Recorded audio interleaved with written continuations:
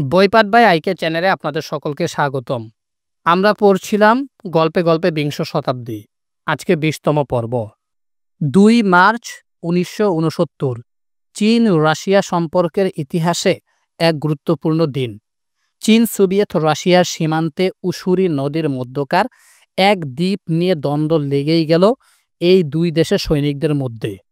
চীনের সৈন্যরা হঠাৎ করে টহলরত রাশিয়ান সৈন্যদের উপর আক্রমণ চালালো।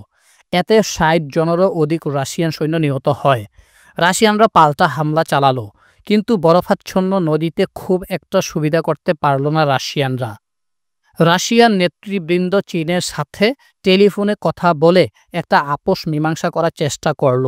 মাও সেতুংয়ের টেলিফোন লাইনে সরাসরি ফোন আসলো মস্কো থেকে, কিন্তু অপারেটর মাও সেতুংয়ের সাথে যোগাযোগ করিয়ে দিল না রাশিয়ানদের।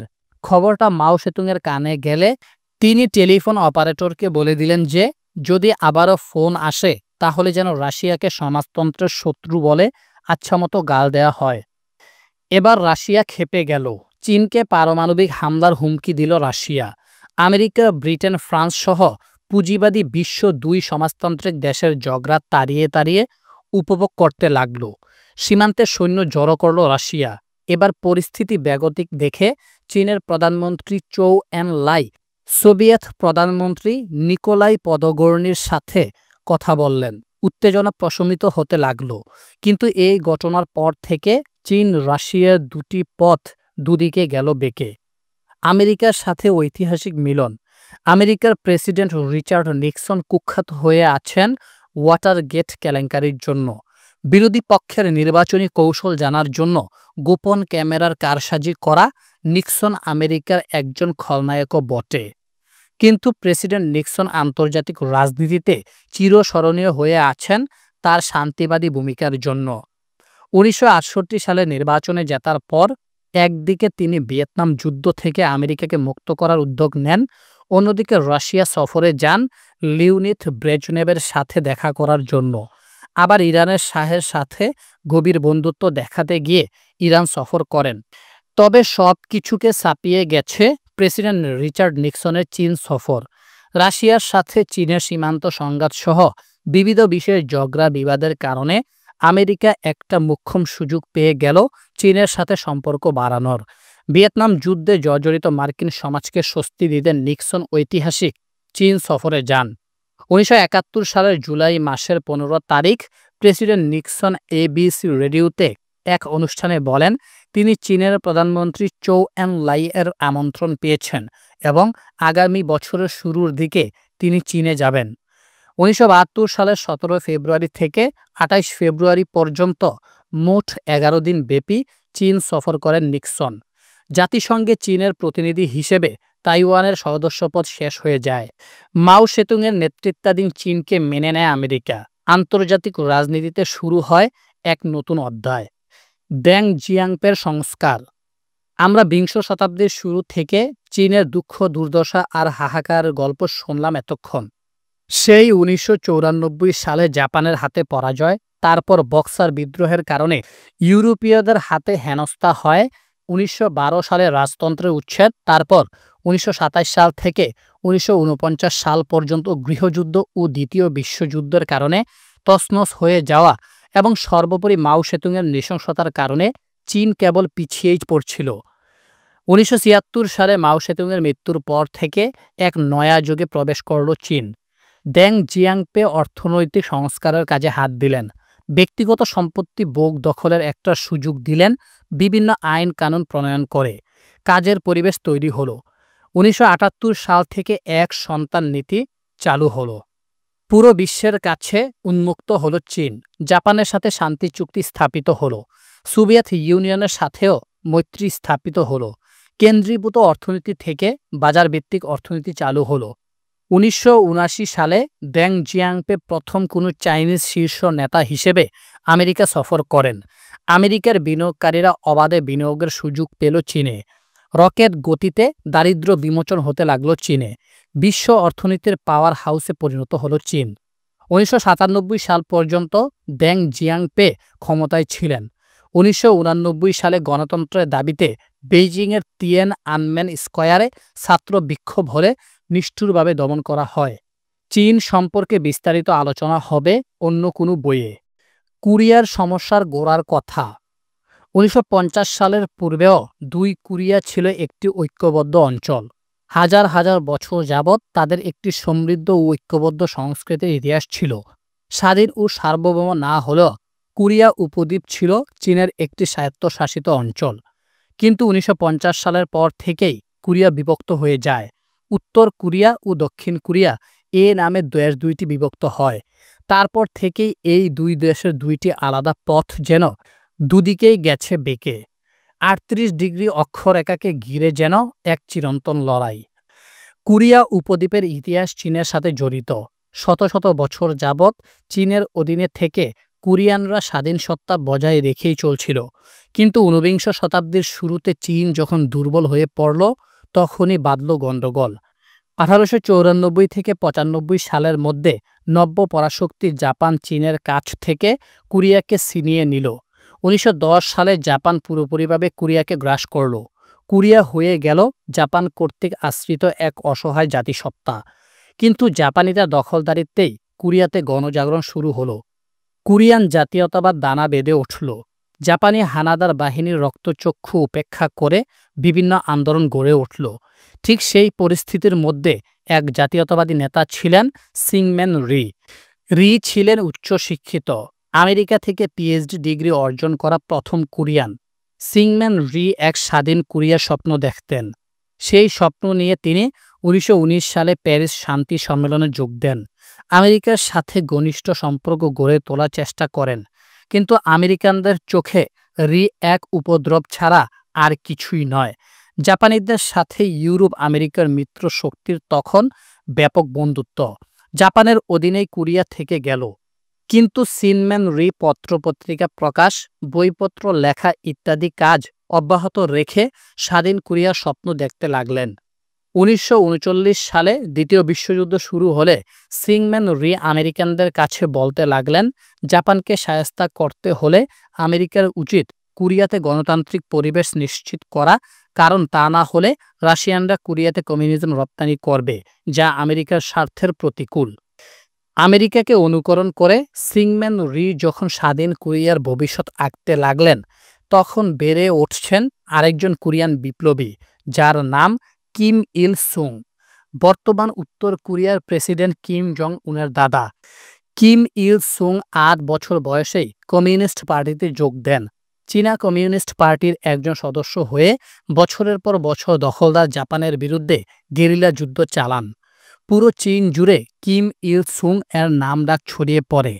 ১৯৪১ সালে জার্মানি যখন রাশিয়া আক্রমণ করে, তখন কিম ইল সুং রাশিয়ান লাল ফৌজের যোদ্ধা হিসেবে নাম লেখান। হিটলারের জার্মানির বিরুদ্ধে তুমুল লড়াই করেন কিম ইল সুং। ১৯৪৫ সালে তিনি যখন কোরিয়াতে ফিরে আসেন, তখন তিনি ছিলেন মূলত রাশিয়ান সেনা অফিসার। এই ফাঁকে ঘটে গেল আরেকটি সামান্য ঘটনা। যদিও সে সামান্য ঘটনাকে কেন্দ্র করে আজ পর্যন্ত দুই কোরিয়া বিভক্ত। ঘটনাটি হলো জাপানের দুর্বার আক্রমণে আমেরিকা নাজেহাল। যুদ্ধে নামল আমেরিকা আটঘাট বেঁধে। আমেরিকার সাথে রাশিয়ার দুস্তি তখন চরমে। যুদ্ধের শেষ পর্যায়ে যখন অক্ষশক্তির দুই খেলোয়াড় জার্মানি ও ইতালি সম্পূর্ণভাবে পরাজিত, জাপান কিন্তু তখনও যুদ্ধ চালিয়ে যাচ্ছে। আমেরিকা আর রাশিয়া মিলে কোরিয়াকে ৩৮ ডিগ্রি অক্ষরেখায় বিভক্ত করে জাপানের বিরুদ্ধে সম্মিলিতভাবে রণপরিকল্পনা সাজায়। রাশিয়া নিয়ন্ত্রণ করে উত্তর কোরিয়া আর আমেরিকার তত্ত্বাবধানে থাকে দক্ষিণ কোরিয়া। এটা ছিল নেহায়েত একটি সাময়িক ব্যবস্থা। আমেরিকা ও রাশিয়া উভয়ে ভেবেছিল যুদ্ধ শেষ হওয়ার পর একটা ঐক্যবদ্ধ স্বাধীন কোরিয়ার জন্ম হবে। কে জানত সাময়িক ৩৮ ডিগ্রি অক্ষরেখাই হবে বিবাদের মূল কারণ। আমেরিকার নিয়ন্ত্রণাধীন দক্ষিণ কোরিয়ায় প্রভাব বাড়িয়ে চললেন কোরিয়ান জাতীয়তাবাদী সম্মেলনের প্রবাদ পুরুষ সিংম্যান রি। সোভিয়েত নিয়ন্ত্রণাধীন উত্তর কোরিয়ায় সবকিছু কবজা করলেন কমিউনিস্ট নেতা কিম ইল সুং। একটা কথা মনে রাখতে হবে, আমেরিকা রাশিয়া কেউ চায়নি কোরিয়াকে কেন্দ্র করে তারা কোনো দখলদারিত্ব বজায় রাখুক। দ্বিতীয় বিশ্বযুদ্ধের পর স্নায়ুযুদ্ধের বাতাস শুরু হলেও কোরিয়াকে নিয়ে আমেরিকা রাশিয়া কারোরই কোনো মাথা ব্যথা ছিল না। স্নায়ুযুদ্ধের ভর কেন্দ্র ছিল কেবলই ইউরোপ। ১৯৪৮ সালের মে মাসে রিপাবলিক অব কোরিয়া নাম দিয়ে দক্ষিণ কোরিয়া রাষ্ট্রের জন্ম হয়। ঠিক তার কিছুদিন পরেই Kim Jong Il Democratic Republic of Korea নাম দিয়ে উত্তর কোরিয়া রাষ্ট্রের গোড়াপত্তন করেন। ৩৮ ডিগ্রি অক্ষরেখার দুই পাশে দুইটি রাষ্ট্র গড়ে উঠলে আমেরিকা রাশিয়া উভয় স্বস্তির নিঃশ্বাস ফেলে। তারা ভাবল, যাক, অন্তত কোরিয়া উপদ্বীপে আর যুদ্ধ হবে না। এটা ভেবে দুই দেশই তাদের সৈন্যবাহিনী কোরিয়ার মাটি থেকে প্রত্যাহার করে। কিন্তু খেলা কেবল শুরু। ১৯৪৯ সালে কমিউনিস্ট চীনের উত্থান, উত্তর কোরিয়ার আস্ফালন শুরু। ১৯৪৯ সালের অক্টোবর মাসে মাও সেতুং এর নেতৃত্বে চীনে কমিউনিস্ট সরকার গঠিত হয়। রাশিয়ার পর বিশাল দেশ চীনেও সমাজতান্ত্রিক ব্যবস্থা গড়ে ওঠে। চীনে সমাজতন্ত্র প্রতিষ্ঠার পর আমেরিকানরা হয় আতঙ্কিত, রাশিয়ানরা হয় উৎফুল্ল। চীনের নেতা মাও সেতুং রাশিয়ার একনায়ক স্টেলিনকে বড় ভাই হিসেবে শ্রদ্ধা করেন। এদিকে দুই কোরিয়া পরস্পরের প্রতি হিংসা বিদ্বেষের খেলা শুরু করে। দক্ষিণ কোরিয়ায় কমিউনিস্টদের উপর দরপাকড় শুরু হয়। দক্ষিণ কোরিয়া থেকে নির্যাতিত কমিউনিস্টরা উত্তর কোরিয়ায় পালিয়ে যেতে থাকে। উত্তর কোরিয়ার কমিউনিস্ট নেতা কিম এল সুং দক্ষিণ কোরিয়া দখল করে ঐক্যবদ্ধ কোরিয়া সমাজতন্ত্র কায়েম করতে চান। সেই উদ্দেশ্য মাথায় রেখে ১৯৫০ সালের এপ্রিল মাসে কিম ইল সুং রাশিয়ায় তাশরিফ আনয়ন করেন বড় ভাই স্টেলিনের আশীর্বাদ নিতে। উদ্দেশ্য ছিল একটাই, দক্ষিণ কোরিয়া আক্রমণ। স্টেলিন কিম এল সুংকে উপদেশ দিলেন, তুমি দক্ষিণ কোরিয়া আক্রমণ করতে পারো যদি চীন তোমার সাথে থাকে। যদি মাও সেতুং রাজি হয় তবে তুমি দক্ষিণ কোরিয়া আক্রমণ করো, রাশিয়া তোমার সাথেই আছে। মাও সেতুং রাজি না হলে দক্ষিণ কোরিয়া আক্রমণ করার দরকার নাই। বড় ভাই স্টেলিনের কথা মেনে উত্তর কোরিয়ার কমিউনিস্ট নেতা কিম এল সুং ১৯৫০ সালের পরের মাসে চীন সফর করেন। মাও সেতুং এর মাথায় তখন বিপ্লব কিলবিল করছে। আগের বছরই তিনি মার্কিন বন্ধু চিয়াং কাইশেককে উচ্ছেদ করে চীনে সমাজতান্ত্রিক বিপ্লব ঘটান। এখন পরশি ছোট ভাই উত্তর কোরিয়ার নেতা এসেছেন দক্ষিণ কোরিয়া দখল করে সমাজতান্ত্রিক বিপ্লব ঘটাতে। তিনি কি আর না বলতে পারেন? রাশিয়াকে মাও সেতুং জানিয়ে দিলেন, ছোট ভাই কিম এল সুং দক্ষিণ কোরিয়া দখল করতে পারলে করুক। চীন পুরোদস্তুর উত্তর কোরিয়ার পাশে আছে, রাশিয়া আপাতত নীরব থাক। ২৫ জুন ১৯৫০ উত্তর কোরিয়ার সৈন্যদল ৩৮ ডিগ্রি অক্ষরেখা পার হয়ে দক্ষিণ কোরিয়ার জমিতে চলে গেল। হঠাৎ আক্রমণে দক্ষিণ কোরিয়া দিশেহারা। ৩ দিনের মাথায় দক্ষিণ কোরিয়ার রাজধানী সিউলের পতন হল। সিংমেন রি রাজধানী ছেড়ে পালিয়ে গেলেন। উত্তর কোরিয়া বড় ভাই স্টেলিনকে তার বার্তা পাঠালো, বড়জোর ৩টি সপ্তাহ লাগবে পুরো দক্ষিণ কোরিয়া দখল করতে। উত্তরের রাশিয়া অভিনন্দন জানালো। কিন্তু উত্তর কোরিয়ার এই আগ্রাসনে এবার নড়েচড়ে বসল আমেরিকা। প্রেসিডেন্ট ট্রুমান জাপানে মোতায়েন আমেরিকান বাহিনীকে নির্দেশ দিলেন উত্তর কোরিয়াকে প্রতিরোধ করতে। ঘটনাটাকে জাতিসংঘের নিরাপত্তা পরিষদের নিয়ে গেল আমেরিকা। শান্তির জন্য ঐক্য প্রস্তাব পাশ হলো। উত্তর কোরিয়াকে বলা হলো, তাড়াতাড়ি দক্ষিণ কোরিয়া থেকে সৈন্য সরাও, নয়তো আমেরিকার নেতৃত্বে ঝাঁপিয়ে পড়বে বহুজাতিক বাহিনী। রাশিয়া ভোটদানে বিরত থাকলো। তাই জাতিসংঘকে খুব সহজে কাজে লাগিয়ে আমেরিকা উত্তর কোরিয়াকে শায়েস্তা করার জন্য তৈরি হলো। এবার আমেরিকানরা সরাসরি যুদ্ধে নামলো। যুদ্ধের মূল নেতৃত্ব দিলেন আমেরিকান সেনাপতি ডগলাস ম্যাকআর্থার। ১৯৫০ সালের ১৫ সেপ্টেম্বর দক্ষিণ কোরিয়াকে মুক্ত করার জন্য তুমুল লড়াই করল আমেরিকানরা। জলে স্থলে উত্তর কোরিয়ান বাহিনীকে নাকানি চুবানি খাইয়ে দিল। যোগ দিল আমেরিকান বিমান বাহিনীও। অক্টোবর ১ তারিখেই দক্ষিণ কোরিয়ার মাটি থেকে পালিয়ে বাঁচল উত্তর কোরিয়ার সৈন্যরা। অবশ্য ১ লক্ষ সৈন্য আমেরিকার হাতে বন্দী হলো। আমেরিকান সেনাপতি ডগলাস ম্যাকআর্থারের লক্ষ্য ছিল পুরো উত্তর কোরিয়াকে দখল করে দক্ষিণ কোরিয়ার সাথে মিলিয়ে দেয়া। এবার আসরে নামল উত্তর কোরিয়ার দুই বড় ভাই চীন ও রাশিয়া। রাশিয়ার একনায়ক স্টেলিন দেখলেন তার ছোট ভাই উত্তর কোরিয়ার অবস্থা ভয়ঙ্কর খারাপ। আমেরিকান বাহিনী তছনছ করবে পুরো উত্তর কোরিয়া। ছোট ভাইকে তো বাঁচাতে হয়। তড়িঘড়ি করে চিঠি লিখলেন চীনের মাও সেতুং এর কাছে। বললেন, উত্তর কোরিয়াকে বাঁচাতে চীন যেন ৫-৬ ডিভিশন সৈন্য পাঠায়। যেই কথা সেই কাজ। তিনি তার কমিউনিস্ট পার্টির পলিট ব্যুরো সদস্যদের নিয়ে বসলেন। যদিও পলিট ব্যুরো সদস্যরা উত্তর কোরিয়ায় সৈন্য পাঠাতে রাজি ছিলেন না, তবুও মাও সেতুং সবাইকে প্রভাবিত করতে সক্ষম হলেন। চীন ৯ ডিভিশন সৈন্য পাঠাতে প্রস্তুতি নেয়। আমেরিকান বাহিনী উত্তর কোরিয়ার রাজধানী পিয়ংইয়ং দখল করে ফেলে। সেই মুহূর্তে চীনা লাল ফৌজ আমেরিকানদের বিরুদ্ধে ভয়ঙ্কর আক্রমণ শুরু করে। আমেরিকান সেনাপতি ডগলাস ম্যাক আর্থার চীনদের সৈন্য সংখ্যা নিয়ে অন্ধকারে ছিলেন। পাল্টা বিপর্যয় শুরু হলো আমেরিকানদের। 1951 সালের জানুয়ারি মাসে দক্ষিণ কোরিয়ার রাজধানী সিউল আবার উত্তর কোরিয়ার দখলে চলে যায়। ক্রুদ্ধ মার্কিন প্রেসিডেন্ট ট্রুমান পারমাণবিক বোমা নিক্ষেপ করে যুদ্ধ শেষ করতে চাইছিলেন, যদিও তিনি শেষমেশ সরে আসেন তার পরিকল্পনা থেকে। এপ্রিল মাসের 11 তারিখ সেনাপতি ডগলাস ম্যাক আর্থারকে তিনি অপসারিত করেন। পুরো পৃথিবী আতঙ্কিত হয়ে পড়ে এই ভেবে যে এবার তৃতীয় বিশ্বযুদ্ধ শুরু হলো নাকি। কিন্তু 1951 সালে আবার সিউল দখল করে আমেরিকানরা।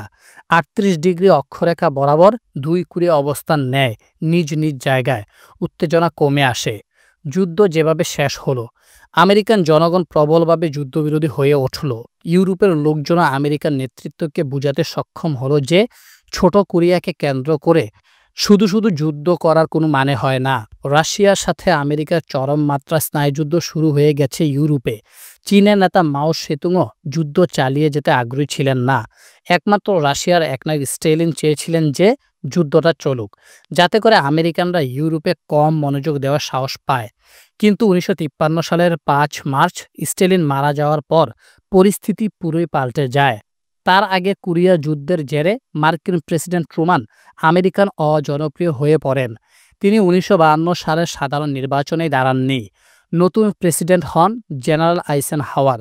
তিনি নির্বাচনের প্রচারের সময়ই ঘোষণা দিয়েছিলেন কোরিয়া যুদ্ধ শেষ করাই হবে তার প্রধান কাজ। কোরিয়া যুদ্ধ শুরু হওয়ার ঠিক 3 বছর পর 1953 সালের 25 জুন যুদ্ধবিরতি হয়। আমেরিকার দেওয়া সব প্রস্তাব রাশিয়ানরা মেনে নেয়। দুই কোরিয়ার মুখ দেখাদেখি সম্পূর্ণ বন্ধ। যুদ্ধে দুই কোরিয়ার অন্তত 30 লক্ষ লোক নিহত হয়। তারপর থেকে এখন পর্যন্ত দুই কোরিয়া শত্রুভাবাপন্ন দেশ।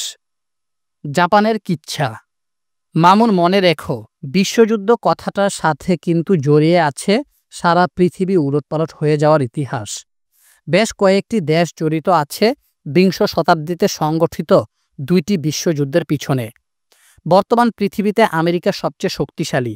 যদি সামরিক বিষয় ছাড়া অন্যান্য ক্ষেত্রে চীন তার সাথে জোর টক্কর দেয়। যুদ্ধ হবার সম্ভাবনা নাই এজন্য যে সবাই আমেরিকা ও চীনের সাথে ভালো সম্পর্ক বজায় রেখে চলে। কিন্তু বিশ্বযুদ্ধের সময় দেখা গেছে যে প্রত্যেকটা শক্তিশালী দেশ নিজের মতো করে পৃথিবী শাসন করতে চেয়েছে। তার সমমনা জোটগুলোর সাথে বন্ধুত্ব করেছে আর বিরোধী পক্ষের বিরুদ্ধে পাল্টা জোট গড়েছে। এসব সংঘাতের কারণেই মূলত মহাযুদ্ধের সৃষ্টি হয়েছে। চলো আজকে আমরা বিশ্বযুদ্ধ সময়কার এক ভীতিকর পরাশক্তি জাপানের গল্প বলি। তার আগে জাপান সম্পর্কে একটা গল্প শেয়ার করি তোমার সাথে। বাংলাদেশের একজন ছাত্র জাপানে পড়াশোনা করতে গেছে। ক্লাসে সে হোমওয়ার্ক এর কাজ করে নিয়ে যায়নি। কোর্স শিক্ষক একজন জাপানি। ক্লাস শেষ করার পর শিক্ষকের রুমে ডাক পড়ল ওই ছাত্রের। বাংলাদেশি ছাত্র ভাবল না জানি কি তিরস্কার অপেক্ষা করছে তার জন্য। রুমে গিয়ে তো ওই ছাত্রের মাথা নষ্ট হওয়ার জোগাড়। জাপানি শিক্ষক ছাত্রের সামনে হাত জোর করে দুঃখ প্রকাশ করল। বলল, আমি আসলে তোমাকে বোধহয় পড়াটা ভালো করে বুঝাতে পারিনি, তাই তুমি হোমওয়ার্কটা করতে পারোনি। এখন বলো, তোমার হোমওয়ার্ক করার কাজে আমি কিভাবে সাহায্য করতে পারি? ছাত্রের তো মাথায় হাত। এ কোন কল্পনার স্বর্গরাজ্যে আসলো সে? মানুষ এত ভদ্র আর ভালো হয় কিভাবে? আমি যেটা ইঙ্গিত করতে চাই সেটা হলো আজকের বিশ্বে জাপানিদের মতো ভদ্র মানুষ আর একটা হয় না। কিন্তু এই জাপান যে কতটুকু অসভ্য আর সাম্রাজ্যবাদী শক্তি ছিল 1894 থেকে 1945 সাল পর্যন্ত, সেটা ভাবতে গা শিউরে ওঠে। সময়কাল 1868। জাপান হতে চাইল প্রাচ্যের ব্রিটেন। হাজার হাজার বছর যাবৎ জাপান নিঃসঙ্গ হয়ে বাস করত। পৃথিবীর আর কোনো দেশের সাথে তার কোনো ধরনের যোগাযোগ ছিল না। ইউরোপীয় অভিযাত্রীও জাপানে এসে কিছুই করতে পারেনি। গল্পে গল্পে বিশ্ব ভ্রমণ বইয়ে আমি কিছুটা উল্লেখ করেছি। কিন্তু চীনের সাথে সংগঠিত ব্রিটেনের আফিম যুদ্ধে এর পরিণতি দেখে ভীত হয়ে পড়ল জাপান। 1839 থেকে 1842 সালে সংগঠিত প্রথম আফিম যুদ্ধ এবং 1856 থেকে 1860 সাল সংগঠিত দ্বিতীয় আফিম যুদ্ধে চীন অসহায়ভাবে ব্রিটেনের কাছে পরাজিত হয়। জাপান আশঙ্কা করছিল ব্রিটেন বুঝি এইবার তাকেও ধরে ফেলবে, আর ব্রিটেনের সাথে তো কোনোভাবে পেরে উঠবে না জাপান। তাহলে উপায়? শিমাজু নারি আকিরা নামে একজন জাপানি বুদ্ধিজীবী জাপানি রাজতন্ত্রকে একটা পরামর্শ দিলেন। একটু পড়ে দেখো কতটুকু দূরদর্শিতা লুকিয়ে আছে। Japan lines to the east of China, as is in such a position as to necessitate immediate step to prepare against meeting the same fate as that which has befallen the Chinese as soon as England achieves its design in China. It will most certainly direct its military might eastward. If we take the initiative, we can dominate. If we don't, we will be dominated. সরল বাংলায় এর অর্থ হচ্ছে, Japan যেহেতু চীনের পূর্বে এমন একটা অবস্থানে পড়েছে, চীনের মতো দুর্ভাগ্য ঠেকানোর জন্য একটা জরুরি পদক্ষেপ নেওয়া গুরুত্বপূর্ণ। যেইমাত্র ব্রিটেন চীনকে পুরোপুরি কবজা করবে, তখনই ব্রিটেন পূর্ব দিকে তার সামরিক তৎপরতা বাড়াবে। যদি জাপান উদ্যোগ নেয় তাহলে সে সবকিছু নিয়ন্ত্রণ করবে, আর যদি উদ্যোগ না নেওয়া হয় তবে উল্টো জাপান নিয়ন্ত্রিত হবে। 1867 সালে সম্রাট মেইজি জাপানের সিংহাসনে বসেন। শিমাজু নারি আকিবার পরামর্শটা খুব ভালো লাগলো তার। তিনি জাপানকে শিল্পায়িত করার দিকে নজর দিলেন। উৎপাদনমুখী কলকারখানা চালু হলো, পশ্চিমা বিশ্বের সাথে সম্পর্ক বাড়িয়ে রপ্তানি বাণিজ্য বৃদ্ধি পেল জাপানের। রেললাইন স্থাপিত হলো হাজার হাজার কিলোমিটার। লৌহ ও ইস্পাত শিল্পের মতো বাড়ি শিল্পে জাপান হয়ে উঠল বিশ্বসেরা। 1868 সাল থেকে শুরু হওয়া এই সংস্কার কাজের বদৌলতে মাত্র 20 বছরের ব্যবধানে এক সামন্ততান্ত্রিক দেশ থেকে শিল্পায়িত দেশে পরিণত হয়ে গেল জাপান। জাপান হয়ে গেল এশিয়ার সবচেয়ে ধনী রাষ্ট্র। সামরিক খাতে বিপুল পরিমাণ বিনিয়োগ করে এক শক্তিশালী সেনাবাহিনী বানিয়ে ফেলল জাপান। জাপানের এই শক্তি দেখে ব্রিটেন, ফ্রান্স ও আমেরিকার মতো দেশগুলো জি হুজুর করতে লাগলো। ভয়ে কাঁপতে লাগলো দুর্বল চীন। সাম্রাজ্যবাদী জাপানের প্রথম শিকার হলো কোরিয়া। বর্তমান 2 কোরিয়া ছিল মূলত চীনের উপনিবেশ। চীনের অধীনে একটি করদ রাজ্য ছিল কোরিয়া। 1868 সালে জাপানে আধুনিকতার সূচনা হলে কোরিয়ার দিকে নজর দেয় জাপান। 1876 সালে কোরিয়ার সাথে জোরপূর্বক একটি চুক্তি করে জাপান। কোরিয়া থেকে সস্তায় কাঁচামাল সংগ্রহ করে তার কাছে আবার পণ্য বিক্রি করে বাজার সৃষ্টি করার চেষ্টায় ছিল জাপান। যেহেতু কোরিয়া ছিল চীনের উপনিবেশ, জাপান কোরিয়াকে ফুসলিয়ে চীনের বিরুদ্ধে যুদ্ধ করার জন্য ইন্ধন দিতে লাগলো। কারণ কোরিয়া স্বাধীন হলে আখেরে লাভ জাপানেরই। কারণ চীন তখন আর নাক গলাতে পারবে না। কোরিয়াতে গড়ে উঠল চীনপন্থী ও জাপানপন্থী 2 দল। চীন কোরিয়াতে সৈন্য পাঠালো তাদের অনুগত সরকারকে ক্ষমতায় রাখতে। 1894 সালে কোরিয়াকে কেন্দ্র করে চীন জাপানের মধ্যে পুরোদস্তুর যুদ্ধ শুরু হয়ে গেল। চীনের 8টি যুদ্ধজাহাজ ডুবিয়ে দিল জাপান। দুর্বার গতিতে এগিয়ে যেতে লাগলো জাপানিজ বাহিনী। কিছুই করতে পারল না চীন। বাধ্য হয়ে চীন কোরিয়ার স্বাধীনতা মেনে নেয়। 1895 সালের 14 এপ্রিল চুক্তি স্বাক্ষরিত হয়। কোরিয়া হয় স্বাধীন। এবার জাপান মন মতো কোরিয়াতে তাদের স্বার্থ সিদ্ধির জন্য কাজ করতে পারল। কোরিয়া হলো জাপানি পণ্যের বাজার। Battle of port Arthur. পশ্চিমা বিশ্ব অবাক হয়ে দেখল জাপানের শৌর্য বীর্য। মামুন, তুমি মানচিত্রে লক্ষ্য করো, কোরিয়ার সাথে রাশিয়ার সীমান্ত আছে, আর চীনের সাথে তো আছেই। রাশিয়া অনেকদিন যাবৎ ইউরোপের রাজনীতিতে ব্যস্ত থাকায় ও তুর্কি খেলাফতের সাথে বারবার যুদ্ধ করার কারণে সে পূর্ব এশিয়ার রাজনীতিতে মনোযোগ দিতে পারেনি। সাইবেরিয়া দখলে থাকার কারণে প্রশান্ত মহাসাগরের একটা অংশ রাশিয়া পায়।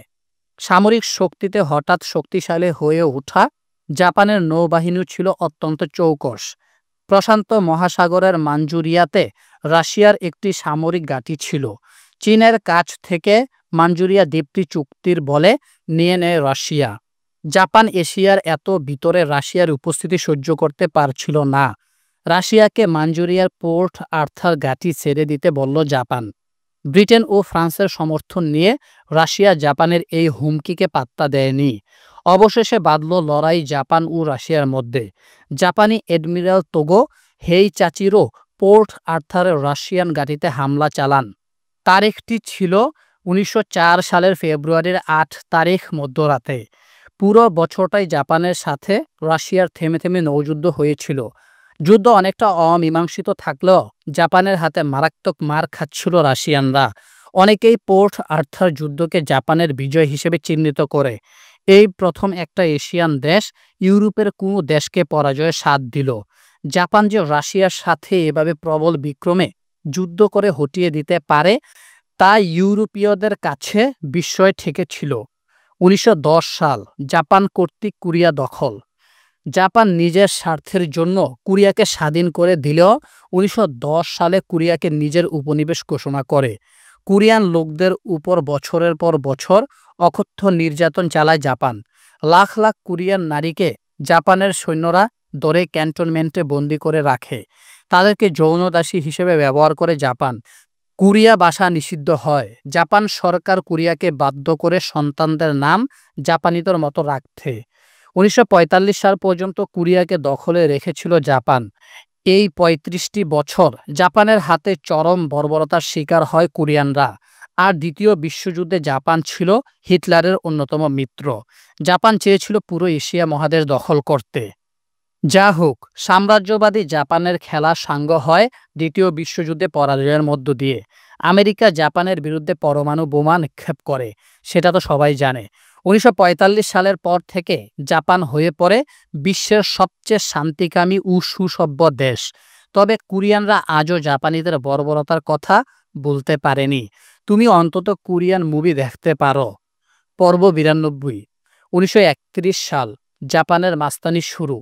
সাম্রাজ্যবাদী জাপানের প্রকৃত ইতিহাস শুরু হলো কেবল 1867 সালে সম্রাট মেইজি ক্ষমতায় আরোহণের পর। 20 বছরের মধ্যে জাপান হয়ে উঠল এশিয়ার শ্রেষ্ঠ অর্থনৈতিক পরাশক্তি। পারলে জাপান ইউরোপ আমেরিকাকেও টেক্কা দিয়ে ফেলবে আর কি। কিন্তু জাপানের সমস্যা দুটো। এক নাম্বার সমস্যা হচ্ছে জাপানের আয়তন অত্যন্ত ছোট। পরাশক্তি হতে গেলে ভৌগোলিক দিক দিয়ে বড়সড় অবস্থান থাকতে হয়। তৎকালীন প্রেক্ষাপটে ব্রিটেনও ছোট দেশ ছিল, কিন্তু ব্রিটেনের ছিল জগৎজোড়া সাম্রাজ্য। বিশ্বব্যাপী ছড়িয়ে ছিটিয়ে থাকা কলোনিগুলো থেকে পণ্যদ্রব্য সংগ্রহ করে ব্রিটেন শিল্প বিপ্লবে নেতৃত্ব দিল। তাই ছোট আয়তন ব্রিটেনের জন্য কোনো সমস্যা হয়নি। কিন্তু জাপানের তো নাই কোনো কলোনি, সে কিভাবে পরাশক্তিদের কাতারে উঠবে? মনে রাখতে হবে সময়টাই ছিল দখলদারিত্বের আর লুণ্ঠনের। জাপানের দ্বিতীয় সমস্যাটা ছিল আরও জটিল। শিল্প উৎপাদনের জন্য জাপানের নেই কোনো কাঁচামাল। লৌহ ও ইস্পাত শিল্প, রাবার ও জ্বালানি তেল দরকার জাপানের। কিন্তু জাপানের মূল ভূখণ্ডে প্রাকৃতিক সম্পদ একেবারে অপ্রতুল। এই দুই সমস্যা থেকে তাহলে কিভাবে মুক্তি পাবে জাপান? পথ একটাই, তা হলো জবরদখল করে আশেপাশের সব দেশগুলো দখল করতে হবে। জাপান ঘোষণা করল এশিয়া ফর দ্য এশিয়ান। জাপানের উদ্দেশ্য ছিল দক্ষিণ ও দক্ষিণ পূর্ব এশিয়া জুড়ে ফ্রান্স, ব্রিটেন ও নেদারল্যান্ড যে সাম্রাজ্যগুলো চালাচ্ছে এগুলোকে যে কোনো মূল্যে কবজা করতে হবে।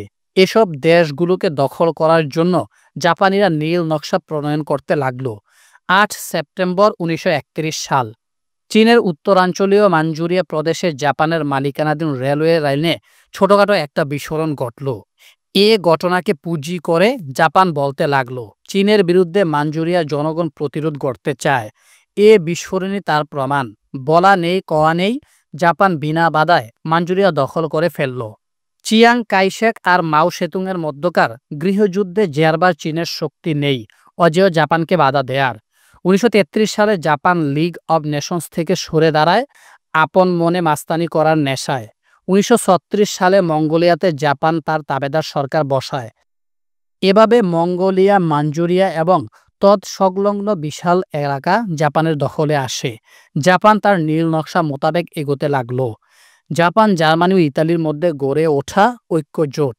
জাপানের এই চরিত্রের সাথে খাপে খাপ মিলে যায় ইতালি ও জার্মানির।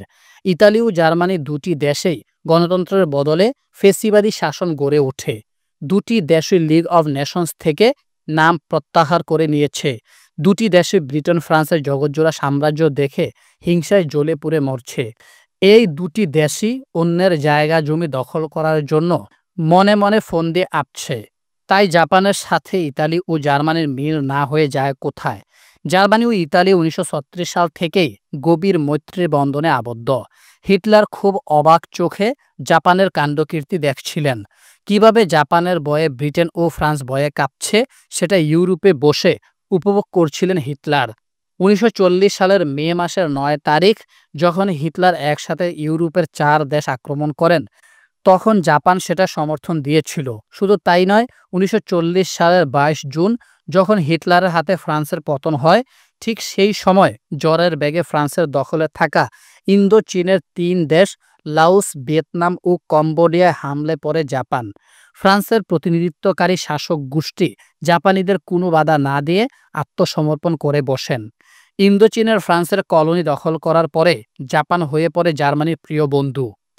1940 সালের 27 সেপ্টেম্বর জার্মানি, জাপান ও ইতালির মধ্যে ত্রিপক্ষীয় চুক্তি সংগঠিত হয়। আনুষ্ঠানিকভাবে অক্ষশক্তি হিসেবে ঘোষিত হয় 3 দেশ। পুরাতন সাম্রাজ্যবাদীদের ধ্বংস করার শপথ নিয়ে বিশ্বকে চূর্ণ বিচূর্ণ করার মরণ খেলায় মেতে ওঠে এই 3 দেশ। সেই পার্ল হারবার। মামুন জিজ্ঞেস করল, আমার এখনো বুঝে আসছে না, 1929 সালের মহামন্দার পর থেকে আমেরিকা যেখানে বিশ্ব রাজনীতি থেকে দূরে সরে পড়ল, সেখানে জাপান কেন আচমকা 1941 সালের 7 ডিসেম্বর পার্ল হারবারে অবস্থিত মার্কিন নৌঘাঁটিতে হামলা চালালো? জারিফ উত্তর দিল, হামলাটা আচমকা হতে পারে, কিন্তু আমেরিকার সাথে জাপানের তিক্ততা আচমকা নয়। 1930 সালের পর থেকে জাপানের সাথে আমেরিকার তিক্ততা শুরু হয়। দিন দিন সেটা তিক্ততার চরম পর্যায়ে পৌঁছে। এবার শোনো সেসব কাহিনী। জাপানের সাথে আমেরিকার তিক্ততা সেই 1931 সাল থেকে। পৃথিবী যেহেতু গোল, তাই তুমি দেখবে পূর্বের দেশ জাপানের সাথে পশ্চিমের দেশ আমেরিকার জলসীমান্ত রয়েছে। প্রশান্ত মহাসাগরের তীরের দেশ জাপানের আধিপত্যমূলক কর্মকাণ্ড ভালো লাগেনি। প্রশান্ত মহাসাগরের অপর পারের দেশ আমেরিকার। জাপানের আগ্রাসীমূলক কর্মকাণ্ডের কয়েকটা তালিকা দেখো। 1. 1931 সালে জাপান কর্তৃক মাঞ্চুরিয়া দখলের পর আমেরিকা জাপানকে নিয়ে ভীত হয়ে পড়ে। 2. 1933 সালে জাপান লিগ অব নেশনস থেকে নাম প্রত্যাহার করে নেয়। 3. 1936 সালে জাপান মঙ্গোলিয়া দখল করে সেখানে পুতুল সরকার বসায়। 4. 1937 সালে জাপান চীনের বিরুদ্ধে সর্বাত্মক যুদ্ধ শুরু করে। আমেরিকার ঘনিষ্ঠ মিত্র চীনের শাসক চিয়াং কাইশেককে বাঁচানো আমেরিকার একান্ত কর্তব্য ছিল। 5. 1940 সালের জুন মাসে ইউরোপে হিটলারের হাতে ফ্রান্স ও নেদারল্যান্ডের পতন হলে আমেরিকার ঘনিষ্ঠ মিত্র ব্রিটেন, ফ্রান্স ও নেদারল্যান্ডের কাছ থেকে দক্ষিণ পূর্ব এশিয়ার সবগুলো কলোনি দখল করার উদ্যোগ নেয় জাপান। এ ঘটনায় আমেরিকার হৃদকম্প শুরু হয়। আমেরিকা ভাবতে থাকে জাপান পুরো প্রশান্ত মহাসাগরীয় এলাকা নিজের করে নিবে, সেখানে আমেরিকার কোনো ঘাঁটি থাকতে পারবে না হয়তো। এত আগ্রাসীমূলক কর্মকাণ্ড চালানোর জন্য জাপানকে শাস্তি দিতে উদ্যত হয় আমেরিকা। আগেই বলেছিলাম, জাপানের প্রাকৃতিক সম্পদ বলে কিছুই ছিল না। আমেরিকার কাছ থেকে জ্বালানি তেল সংগ্রহ করত জাপান। জাপান মোট তার তেল আমদানির 80% আমেরিকা থেকে সংগ্রহ করত। 1941 সালে আমেরিকা জাপানের উপর তেল নিষেধাজ্ঞা আরোপ করে। শুধু তাই নয়, আমেরিকা তার নিজের দেশে অবস্থিত জাপানি সম্পদ বাজেয়াপ্ত করে। 1941 সালে দেখা গেল জাপানের সাথে সব রকম বাণিজ্যিক ও অর্থনৈতিক সম্পর্ক ছিন্ন হয়ে গেল আমেরিকার। ভয়ানক ক্ষিপ্ত হয়ে উঠল জাপান। আমেরিকা জাপানকে তেল সরবরাহ না করায় জাপানের সব রকম আগ্রাসী কর্মকাণ্ড বন্ধ হওয়ার উপক্রম। যদিও দক্ষিণ পূর্ব এশিয়ার ইন্দোনেশিয়ায় ছিল প্রচুর তেল, মালয়েশিয়া ছিল রাবার। এই 2 দেশ দখল করে জাপান তার তেলের চাহিদা আপাতত মিটালো বটে, কিন্তু জাপান দেখল ইউরোপীয় সাম্রাজ্যবাদী ব্রিটেন, ফ্রান্স ও নেদারল্যান্ডের সাথে ঘনিষ্ঠ সম্পর্ক বিদ্যমান আমেরিকার। আজ হোক কাল হোক আমেরিকা এসব দেশকে অবশ্যই সাহায্য করবে। আমেরিকান সহায়তার জাপানের বিরুদ্ধে এসব দেশগুলোর ভিতরে ভিতরে একজোট হচ্ছে। তাই এসব দেশের সম্মিলিত শক্তি একত্রিত হবার পূর্বেই আমেরিকাকে ভয়ঙ্কর শাস্তি দিতে হবে, এমন আঘাত হানতে হবে যাতে করে আমেরিকা ইউরোপীয় সাম্রাজ্যবাদী দেশগুলোকে সহায়তা করা তো দূরের কথা, নিজে যেন আতঙ্কে ছটকে পড়ে। তাহলে কি সেই উপায়? জাপানি সমরবিদরা চিন্তা করল, মূল আমেরিকান ভূখণ্ডে আঘাত হানা সবচেয়ে বুদ্ধিমানের কাজ হবে। কিন্তু পরক্ষণেই চিন্তা করল মূল আমেরিকান ভূখণ্ড অনেক দূর, সেনাবাহিনী নামিয়ে আক্রমণ চালানো অসম্ভব। এত দূর গিয়ে বিমান বাহিনী আক্রমণ চালাতে পারবে না, কারণ জ্বালানি তেল ফুরিয়ে যাবে। একটা উপায় অবশেষে পাওয়া গেল। প্রশান্ত মহাসাগরের হাওয়াই দ্বীপপুঞ্জের পার্ল হারবারে একটা মার্কিন নৌঘাঁটি আছে। সেখানে যদি হামলা করা যায় তাহলে এক ডিলে অনেক পাখি মারা যাবে, আমেরিকার নৌঘাঁটি ধ্বংস হবে। আমেরিকান সৈন্যবাহিনী ও যুদ্ধ জাহাজগুলো ধ্বংসপ্রাপ্ত হলে আমেরিকার আর সাহস হবে না প্রশান্ত মহাসাগরের যুদ্ধে নামার। সেই চিন্তা থেকেই জাপান পার্ল হারবারে হামলা চালানোর সিদ্ধান্ত নেয় 1941 সালের 7 ডিসেম্বর। সেই কারণে জাপান পার্ল হারবারে মার্কিন নৌঘাঁটিতে হামলা চালানোর সিদ্ধান্ত নেয়। পার্ল হারবার হামলা ও তার পরবর্তী ঘটনা দ্বিতীয় বিশ্বযুদ্ধের কাহিনী নামক অধ্যায়ে বলা আছে, তাই এখানে এ বিষয়ে বিস্তারিত বলা নিষ্প্রয়োজন। দ্বিতীয় বিশ্বযুদ্ধের জাপানের অন্তিম দিনগুলো। 1945 সালের এপ্রিল মাসে ইউরোপে যুদ্ধ শেষ হয়ে যাচ্ছিল। জার্মানির কবল থেকে ইউরোপের সব দেশ মুক্ত করে জার্মানির মাটিতে চলে গিয়েছিল মিত্রবাহিনী ও সোভিয়েত রাশিয়া। এপ্রিলের 30 তারিখ হিটলার আত্মহত্যা করে। এর এক সপ্তাহ পর 8 মে জার্মানি নিঃশর্ত আত্মসমর্পণ করে। ইউরোপ জুড়ে উদযাপিত হয় ভিক্টোরি অফ ইউরোপ ডে। প্রশান্ত মহাসাগরে তখনও জাপানের নৌবাহিনী ব্যাপক ক্ষমতাশালী। 1945 সালের এপ্রিলের পূর্বেই জাপানের দখলে থাকা মালয়েশিয়া, সিঙ্গাপুর, ইন্দোনেশিয়া ও ইন্দোচীনের দেশগুলোকে মুক্ত করে আমেরিকান বাহিনী। তাদেরকে সহায়তা করে ব্রিটেন। কিন্তু জাপানকে চূড়ান্ত আঘাত করতে হবে। পার্ল হারবারে জাপান যে অন্যায় করেছে, এবার তার ভয়ঙ্কর প্রতিশোধ নেওয়া হবে। এসব পরিকল্পনা করেই এগোতে লাগলো মার্কিনীরা। উপায় একটাই আছে, সেটা হলো ওকিনাওয়া দ্বীপপুঞ্জে আঘাত হানতে হবে। ওকিনাওয়া দ্বীপপুঞ্জে আঘাত করতে পারলেই জাপানের প্রতিরোধ করার মতো আর কোনো শক্তি থাকবে না। তখন জাপানের মূল ভূখণ্ড চতুর্দিক থেকে ঘিরে ফেলা হবে। সেই লক্ষ্যে 1,80,000 সুপ্রশিক্ষিত স্থল সেনা ও নৌসেনা সম্মিলিত বাহিনী নিয়ে আমেরিকা প্রস্তুত হলো। অভিযানের নাম দেওয়া হলো অপারেশন আইসবার্গ। 1,30,000 সৈন্য নিয়ে জাপানের জেনারেল মিৎসুরু উশিজিমা ওকিনাওয়া দ্বীপপুঞ্জের প্রতিরোধ বুর্জ গড়ে তোলেন। এপ্রিলের 1 তারিখ থেকে শুরু হওয়া এই যুদ্ধ স্থায়ী হয় জুন মাসের 22 তারিখ পর্যন্ত। আমেরিকাকে ঠেকাতে জাপান তলব করল তার আত্মঘাতী কামিকাজে পাইলটদের। কামিকাজে পাইলট এমন ধরনের বিমান চালক যাদেরকে প্রশিক্ষণ দেওয়া হয়েছে কিভাবে বিমান নিয়ে শত্রু পক্ষকে ধ্বংস করতে করতে মরে যাওয়া যায়। বর্তমান সমাজের আত্মঘাতী সন্ত্রাসবাদীদের মতো আত্মঘাতী কামিকাজে পাইলটদের সামলাতে হিমশিম খাচ্ছিল আমেরিকা। ওকিনাওয়াতে শুরু হলো জাপানিদের গণ আত্মহত্যা। কামিকাজে পাইলটদের অচিরে শেষ করতে পেরেছিল আমেরিকা, যদিও আমেরিকানদের প্রচুর ক্ষয়ক্ষতি হয়েছিল। ওকিনাওয়া সাধারণ জনগণ যখন বুঝতে পারল জাপানের পরাজয় অবশ্যম্ভাবী, তখন গুজব ছড়িয়ে পড়ে যে আমেরিকা কোনো জাপানিকে জীবিত রাখবে না, যদিও এ গুজবের কোনো ভিত্তি নেই। সাধারণ জাপানিরা দলে দলে আত্মহত্যা করতে লাগলো। 7,000 জাপানি সৈন্য ধরা পড়ে আমেরিকানদের হাতে। কিন্তু এসব সৈন্যরা সুযোগ বুঝে পাহাড় থেকে লাফ দিয়ে নিজের পেটে ছুরি চালিয়ে আত্মসমর্পণ করার চেষ্টা চালিয়েছে। জুনের 22 তারিখ যখন জাপানিদের পরাজয় নিশ্চিত হয়ে যায়, তখন জেনারেল উশিজিমা তার চিফ অফ স্টাফ নিয়ে আয়োজন করে আত্মহত্যা করেন। আর ওকিনাওয়া দ্বীপে জাপানের পরাজয়ের মধ্য দিয়ে চূড়ান্ত হয়ে যায় জাপানের ললাটে খুব শীঘ্রই লজ্জাজনক অপমান অপেক্ষা করছে। হিরোশিমা ও নাগাসাকিতে বোমা নিক্ষেপ। এত শক্তিহীন হয়েও জাপান যুদ্ধ বন্ধ করতে চায় না। জাপানের ইতিহাসটাই অদ্ভুত। জাপানি সমাজে কারো কাছে মাথা নত হওয়া, কোনো কিছুকে আত্মসমর্পণ করা মহাপাপ। আত্মসমর্পণটা করবে কে? রাজা, প্রধানমন্ত্রী, সেনাপতি? কে বইবে আত্মসমর্পণের এই কলঙ্ক? তাই খণ্ড খণ্ড যুদ্ধ চলতেই থাকলো। মার্কিন সেনাপতি ডগলাস ম্যাকআর্থার প্রেসিডেন্ট ট্রুম্যানকে বলেছিলেন, জাপানকে চূড়ান্তভাবে শায়েস্তা করতে হলে অপারেশন ডাউনফল নামে নতুন আরেকটি অভিযান শুরু করতে হবে। কিন্তু জাপানিরা যে গোয়ার ও আত্মঘাতী কাজে অভ্যস্ত, তাতে সে অভিযানে সফল হতে গেলে 10 লক্ষ আমেরিকান মারা পড়তে পারে। রাগে গড়গড় করতে লাগলেন মার্কিন প্রেসিডেন্ট ট্রুমান। জুলাই মাসে জার্মানির পটসডাম সম্মেলনে মার্কিন প্রেসিডেন্ট হুঁশিয়ারি উচ্চারণ করলেন, অচিরেই জাপান আত্মসমর্পণ না করলে চরম পরিণতির জন্য প্রস্তুত থাকতে হবে। পটসডাম সম্মেলন চলাকালেই পারমাণবিক বোমার সকল পরীক্ষার কথা জানতে পারেন ট্রুমান। মার্কিন প্রেসিডেন্টের হুমকিতে জাপানের আত্মসমর্পণের নাম নেই। অগত্য ধৈর্য হারিয়ে ফেললেন প্রেসিডেন্ট ট্রুমান।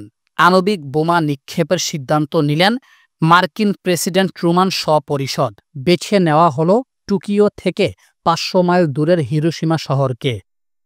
6 আগস্ট 1945 সাল। লিটল বয় নামে প্রথম আণবিক বোমা নিক্ষিপ্ত হয় হিরোশিমায়। মুহূর্তেই মাটির সাথে মিশে যায় কমপক্ষে লাখখানেক মানুষ। এরপরও জাপান নির্বিকার, যুদ্ধ বন্ধের নাম নেই। আমেরিকা মনে করেছিল হয়তো হিরোশিমায় বোমা নিক্ষেপের সাথে সাথেই আমেরিকার কাছে আত্মসমর্পণের প্রস্তাব পাঠাবে জাপান। 9 আগস্ট 1945। হিরোশিমায় লিটল বয় নামের পারমাণবিক বোমা নিক্ষেপের 3 দিন পরেই নাগাসাকি শহরে ফ্যাটম্যান নামে আরেকটি বোমা নিক্ষেপ করল আমেরিকা। আবারও বিরাট ক্ষয়ক্ষতি, প্রায় 65,000-এর উপরে মানুষ মারা গেল সেখানে। এবার বোধ হয় টনক নড়ল জাপানের। জাপান তখন ভাবল, প্রেস্টিজের কথা ভেবে আত্মসমর্পণ করতে রাজি না হলে অচিরেই জাপান নামক রাষ্ট্রের নাম নিশানাই পৃথিবী থেকে মুছে যাবে। এবার 15 আগস্ট 1945 সাল। অবশেষে জাপানি সম্রাট হিরোহিতো বেতার ভাষণে আত্মসমর্পণের কথা বললেন। আমেরিকা জুড়ে উল্লাস শুরু হলো। যদিও আত্মসমর্পণের কথা শুনে বহু জাপানি আত্মহত্যা করেন। জাপানের আত্মসমর্পণের মধ্য দিয়ে দ্বিতীয় বিশ্বযুদ্ধ পুরোপুরি শেষ হয়। আমেরিকার ঘনিষ্ঠ মিত্র জাপান। রাজনীতিতে আসলে শেষ কথা বলে কিছু নাই।